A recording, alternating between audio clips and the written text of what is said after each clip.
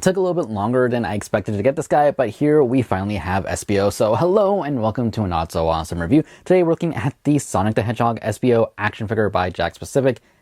This figure comes with a checkpoint, which is actually pretty cool looking. It's really nice and really springy, as you guys can kind of just hold it up right here.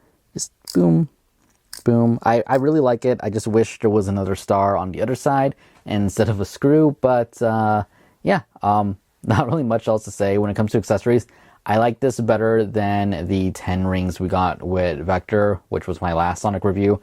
A little bit out of order here because it did take me a little bit to get this guy, but here we have him, and yeah, he looks really good. Espio the Chameleon, it's a really nice looking figure. The shoes and everything, the body, the gloves, the face, the little horn he has.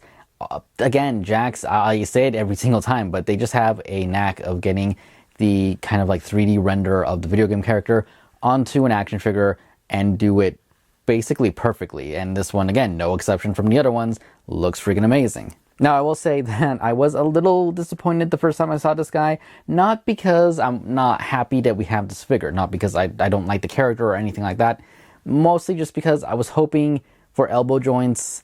Just because we've been getting them with the movie figures. And we got it with, I think, a couple of the other figures, I want to say. But they're still kind of going back and forward when it comes to their articulation. This is one of the ones where, we get the knee joints, but we don't get the elbow joints. Which, again, a little disappointing. It's not too big of a deal, but I just wish that we would incorporate a little bit more articulation. Other than that, again, the figure looks really good. No complaints there. A little bit of the purple kind of shining through the yellow there where the paint didn't come out perfect. Just what you would expect with some of the paint apps. A little bit of a stain right there on the eye, but nothing drastic, nothing deal-breaking or anything. Articulation is pretty good. He can look left and he can look right. Up on the arm, down, all the way around. Rotation at the glove itself down here. I want to say that this is one solid piece. So yeah, rotation at the glove. A little bit of a movement, but not too much. The upper part right here does kind of get in the way. Let's see, leg, forward, back, and you can kick outwards. We do have that single jointed knee. I feel like his legs can't go completely straight. They're always at a curve, which it's not that bad because it does kind of help with his balancing just a little bit, but at the same time, you do have to kind of turn his feet. So it can be a little bit annoying. He does want to be a little bit back heavy. His tail is on a ball hinge right here, so you kind of rotate it in any direction you want, up, down, left, and right a little bit, side to side, which is a nice touch. You can mess with this part, which is rubber, but again, be careful because rubber tends to be a little fragile the skinnier it gets. Aside from that, we do have foot rotation and not really any pivot or anything. It's definitely a lot tighter down there, but articulation for a Sonic figure, for a $10 figure, not bad at all. It's kind of what you expect from this line, so can't complain too much. Just the balancing could be a little bit better, but aside from that, again, it's a pretty decent, solid figure. Moving on to a couple comparisons. Here we have him next to the modern Sonic and Silver because, why not? You can see here he is the shorter of them. If you want to go by eyes and face, with the purple thing going up, he is taller than Sonic, but shorter than Silver.